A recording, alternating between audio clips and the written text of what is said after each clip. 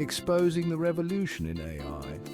Researchers have just made a game-changing discovery. Researchers from UC Santa Cruz and beyond have just turned the AI world on its head by eliminating matrix multiplication from language models.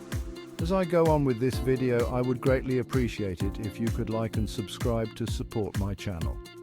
This fresh approach ditches the conventional method that's been the backbone of AI, potentially slashing operational costs and environmental impact. Their custom 2.7 billion parameter model matches traditional large language models in performance without the heavy computational load.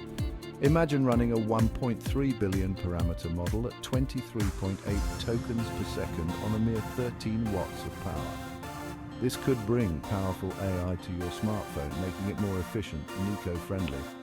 While it's still early days and awaiting peer review, this innovation could revolutionize how we deploy AI on resource-limited devices. Stay tuned, tech enthusiasts, because the AI game is changing right before our eyes. Don't forget to like and subscribe for more cutting-edge tech news.